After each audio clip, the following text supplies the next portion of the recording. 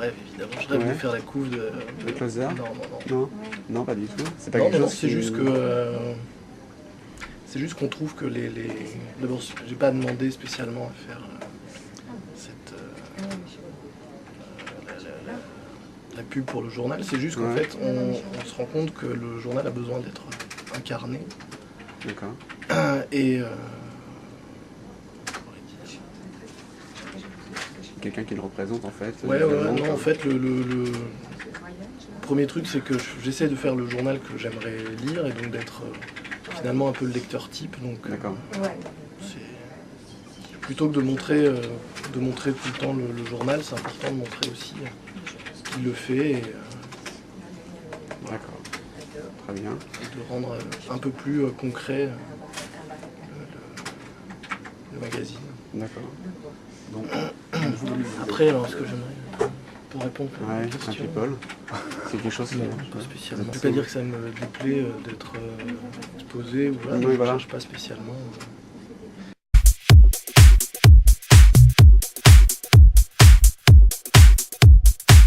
Bah, moi je trouvais ça plutôt malin de sa part, parce que ça permettait justement de lancer... C'est super difficile aujourd'hui de lancer un magazine. Dans les kiosques, il y a 2000 titres, donc c'est compliqué d'émerger au milieu de tout ça et de se faire remarquer. Donc profiter de sa notoriété pour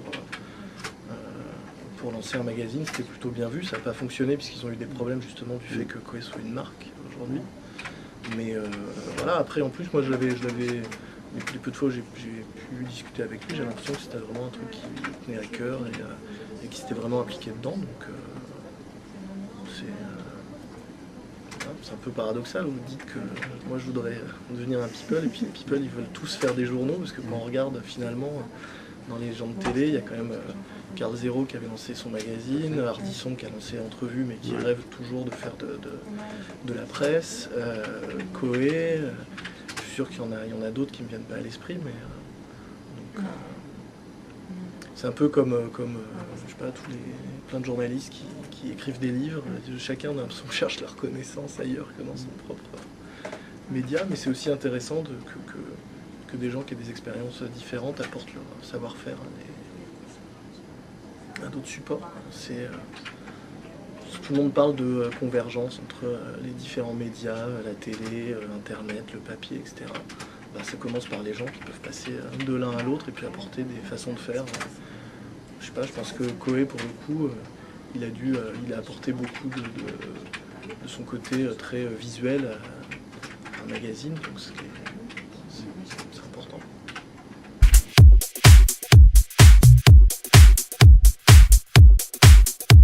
Comme étude, j'ai pas fait grand chose, j'ai fait un doc de lettres modernes.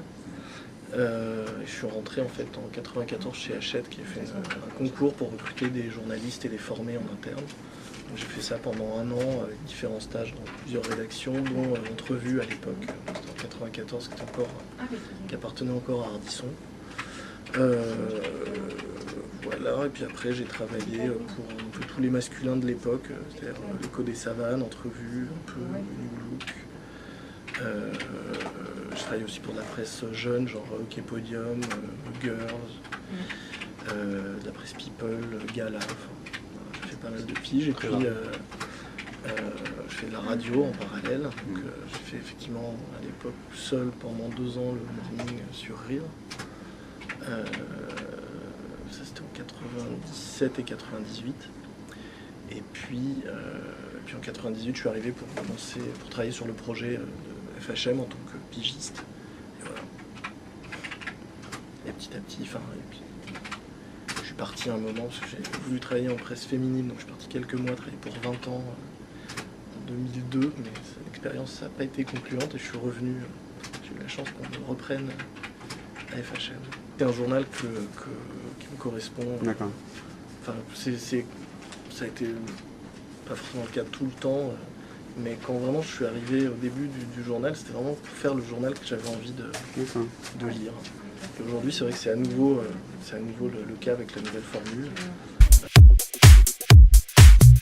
C'est difficile à dire. En permanent, il y a 16 personnes à la rédaction, plus après tous les autres services, pub, vente, etc. Et après, en pigiste, il y a au moins une trentaine de pigistes plus ou moins réguliers qui collaborent au magazine entre ceux qui écrivent, les photographes, les illustrateurs, les stylistes, etc.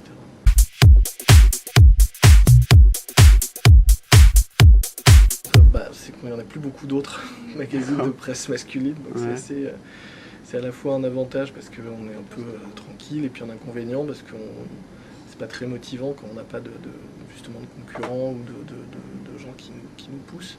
Là, il y a un nouveau qui arrive avec JQ à la fin du mois, qui sort le 20 février, donc ça c'est à nouveau. Vous le surveillez? Ouais, on regarde évidemment, parce que bon, s'ils ont un positionnement assez différent, déjà ils vont avoir des hommes sans doute en couverture.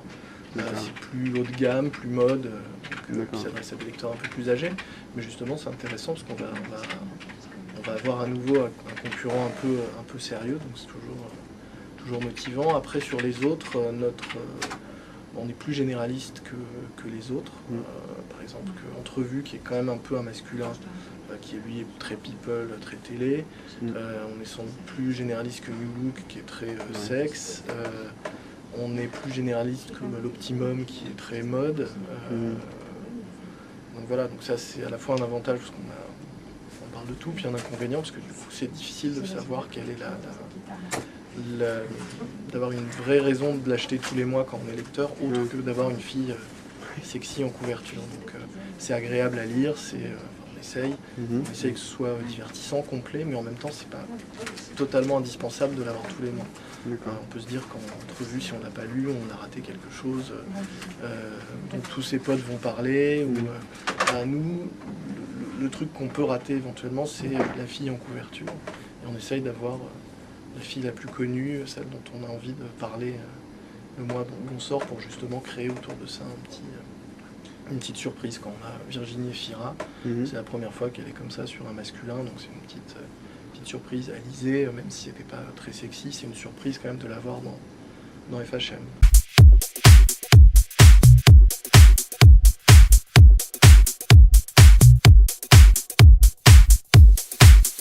C'est vrai que c'est des photos retouchées, elle est absolument pas nue à l'origine, parce que les photos ont été publiées dans le FHM anglais, en version habillée, donc il y a un truc, j'ai pas réussi à joindre là le rédacteur chef allemand, donc je sais pas exactement ce qu'ils ont fait, si c'est que sur internet qu'il y a ces photos retouchées ou si elles ont été effectivement publiées dans le magazine. Mais en tout cas, pour répondre à la question, on a fait une fois une couverture, mais qui était marquée photomontage, etc., avec 10 animatrices de la télé, dont on avait collé les têtes sur des corps de mannequins. Donc, mais autrement, non. Là, c'est assez bizarre le truc allemand, parce que tout le monde a cru que qu'elle avait posé nue, alors que c'est effectivement des photos qui n'existent pas, qui sont juste retouchées.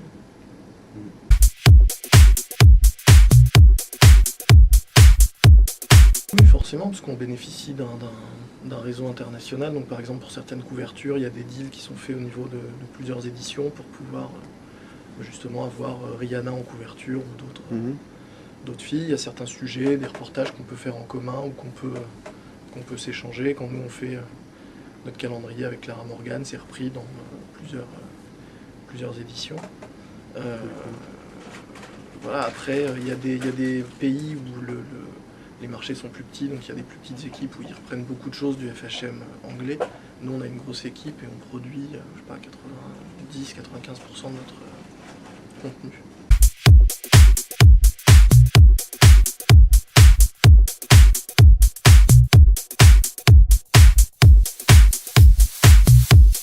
En fait, on change depuis le début, tous les 18 mois à peu près, il y a une nouvelle formule. Il y a des changements parce que on a un public qui change rapidement, qui se lasse, donc on fait bouger régulièrement le magazine et la maquette. Il y a eu une première évolution vers ce qu'on fait aujourd'hui, l'année dernière.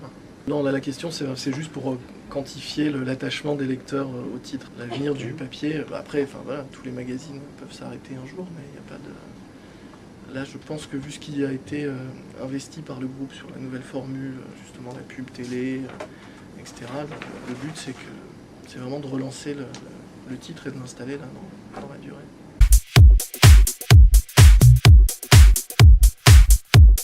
En termes d'abonnés, non, il n'y a pas de...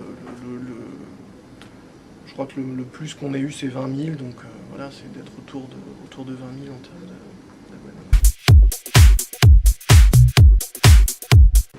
Plein. quelques noms? Je sais pas. Alizée, jusque-là, elle avait refusé. Virginie Fira, jusque-là, elle avait refusé. D'accord. Qui est-ce qui peut avoir refusé dernièrement? Laure Manodou, on lui a proposé plein de fois, y compris longtemps avant le scandale de ses photos. Ouais. Elle a refusé. Qui, je pourrais vous dire, toutes celles qu'on a. En gros, toutes les filles sexy qu'on n'a jamais vues en couverture de FHM, on a forcément un jour essayé de leur demander. Donc, D'accord. ça peut être Et Mélissa Laurie Torio, ça peut être Laurie, ça peut être. D'accord. Je sais pas, si vous prenez le classement des 100 stars les plus sexy qu'on fait tous les ans, il y en a dedans un certain nombre qui n'ont jamais fait la couverture de FHM, mais on leur a sans doute et forcément demandé un moment ou un autre. Il y en a qui ont fait la couverture de FHM une fois, qui ont refusé de la refaire depuis parce que leur image a évolué ou que c'est plus leur priorité. Je sais pas, Jennifer par exemple, on a fait une couve avec elle quand elle est sortie de la Starac, et on aurait bien voulu la refaire plus récemment, mais voilà, c'est pas dans ses priorités pour le moment, même si elle a une image assez sexy.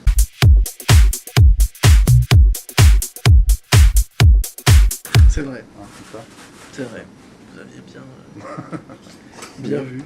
Oui, parce qu'en fait, on regarde un peu à la fois quelles sont les personnalités qu'on peut contacter, les séries photos qui existent auprès d'agences photos et qu'on peut éventuellement racheter. Et, ça faisait partie des pistes envisagées.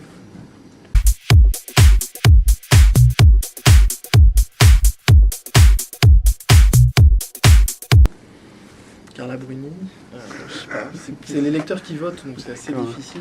Non, je dis ça parce qu'à chaque fois on voit qu'il y a quand même les lecteurs votent pour l'aspect sexy, mais ils votent quand même vachement en rapport avec l'actualité. Donc, vu que c'est quand même elle dont on parle le plus en ce moment, pourquoi pas, mais autrement, non, je sais pas, Laure Manodou, pourquoi pas, Rihanna, pourquoi pas, dans une star un peu plus internationale.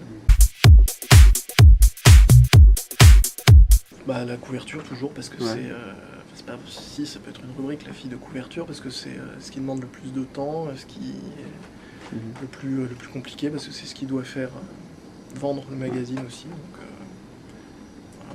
voilà. Ce qui est le plus cher aussi à faire, puisque c'est des photos souvent soit qu'on achète, soit qu'on produit. Donc, comme on essaye d'avoir les plus belles photos possibles, contrairement à certains magazines, on ne vole pas les photos, on fait toujours ça en accord avec la fille. Soit on les achète en agence, soit on les produit, on les fabrique nous-mêmes, mais en y mettant toujours beaucoup de moyens pour avoir vraiment les plus belles photos possibles. Donc c'est aussi une partie du magazine qui coûte assez cher. Donc ça peut coûter de 0 à 15 000 euros. Ah ouais, quand même. Mais c'est pas une photo, en général on achète une série et on négocie un nombre de photos plus la couverture. Voilà. En gros, on peut dire qu'une couverture c'est entre la moyenne, ça va être entre 6 000 et 12 000 euros. Quand c'est des photos d'agence, il y a des grilles tarifaires qui sont liées à la diffusion du magazine. Après, ça dépend si c'est fait spécialement pour nous, si c'est une exclusivité, si c'est des choses qui ont été publiées à l'étranger, qu'on publie en France. Enfin voilà, il y a plein de cas de figure, mais ça vous donne une fourchette. On le marquait avant, je pense que c'est un oubli si on le marque plus. Marqué avant, c'est ça. On le marquait dans l'ours, au début du magazine. Non, c'est que ça a pas mal bougé en fait ces derniers temps. On a essayé plusieurs dates de sortie pour voir ce qui nous convenait le mieux, mais. Ah non, c'est juste. D'accord. Il y a pas de. Je pense d'ailleurs elles sont sur le site de la pub et doivent être indiquées, parce que pour les annonceurs, il y a un calendrier des dates de parution. Mais... D'accord. Non, on a fait une fois on a fait une page en annonçant la couverture du mois d'après, une seule fois. C'était à l'époque des colocataires sur M6. On avait fait des photos de Jessica Fallour qui était à l'intérieur. On était très contents de nous parce qu'elle était très jeune, très dénudée. Donc on avait fait une belle page pour annoncer le mois prochain en couverture de FHM, et on s'est fait scanner la photo par Choc à l'époque, qui était encore un hors-série d'entrevue. Et ils ont scanné la photo et ils l'ont publiée en couve de Entrevue Choc à l'époque, 15 jours avant nous, donc ça nous a un peu servi de leçon. Ils ont été attaqués et ils ont payé, mais bon, ça nous a un peu grillé notre couve. Donc, depuis, on s'est dit que c'était pas une bonne idée, qu'on le ferait plus.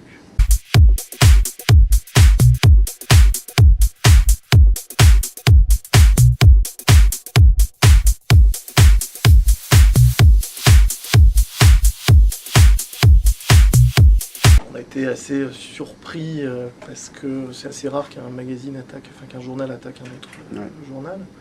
En même temps, c'est sûr qu'on peut comprendre qu'ils se sentent insultés. Voilà. Alors ils attaquent en parallèle Philippe Lucas, puisque c'est lui qui a tenu les propos. C'est vrai que nous on les a publiés, donc on est co-responsable. Voilà, on assume. On comprend qu'ils soient vexés, on comprend qu'ils se sentent insultés. Après, on aurait peut-être pu trouver, essayer de trouver un moyen de régler l'affaire autrement que devant les tribunaux. Là, voilà, ce sera jugé, je crois, première fois en mars. On verra. Si on est condamné, la justice tranchera.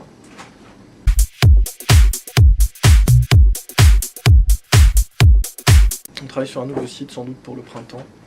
D'accord. Voilà. C'est vrai que pour le moment, on a un site qui est un peu en sommeil depuis quelques temps. On a un blog qui est plus ou moins suivi selon ce qu'on y met, qui marche plutôt pas mal en fait. Et voilà, et donc on travaille là sur un site pour sans doute le mois de mai. On espère que ce sera prêt pour le mois de mai. Qui soit complémentaire du magazine. C'est-à-dire qu'aujourd'hui le magazine est plus un peu plus adulte, moins sexy, etc. Plus pratique, donc on va faire un site qui soit lui aussi pas moins sexy parce que ça reste quelque chose d'important sur internet. Puis aujourd'hui les gens qui achetaient avant FHM pour avoir des photos sexy vont les chercher sur le net, mais d'avoir aussi un site qui réponde à cette demande de conseils plus pratiques des lecteurs et des hommes. On vous a piqué une idée le mois dernier. Oui, tout à fait. Ah, donc Coca-Cola. c'est sûr, alors donc c'est vous. Oui, j'assure, il y a pas de. Enfin, on trouve des inspirations Partout, partout. C'était une des questions d'ailleurs, parce que justement on avait remarqué ça. Ouais. Ah oui, j'ai vu que vous l'aviez signalé. Oui, on l'a mis. Pas de... C'est drôle. Nous aussi en même temps, on l'a. Tout le monde fait. Enfin, avant, on faisait. Tous les magazines font des revues de presse et cherchent dans les journaux français ou étrangers des idées qu'ils remettent après à leur sauce. Bien sûr. On a vu ce blog que vous aviez. D'ailleurs, je sais pas vous comment vous aviez trouvé ce blog. C'était sur un autre blog. C'est je crois que c'est. Enfin voilà, après. C'est de lien en lien, quoi. Voilà, on tombe sur des perles. Et voilà, de lien en lien. On trouve aussi nous via censure. Via censure. J'aimerais bien qu'il y ait plus de choses, moi, parce que c'est je reste un peu sur ma faim. D'accord. Mais non, je trouve ça vraiment. Je trouve ça bien fait. Je trouve qu'il y a quand même pas mal d'infos qui sont. Que c'est assez juste. Donc, il y a tellement on trouve tellement tout et n'importe quoi sur les sites en ce moment que j'ai l'impression qu'il y a je sais pas, je trouve assez crédible tout ce que vous avez. Donc c'est suffisamment rare pour être signalé, quoi. C'est gentil. La preuve encore, vous avez notre nombre d'abonnés et vous aviez trouvé les coups qu'on avait testés.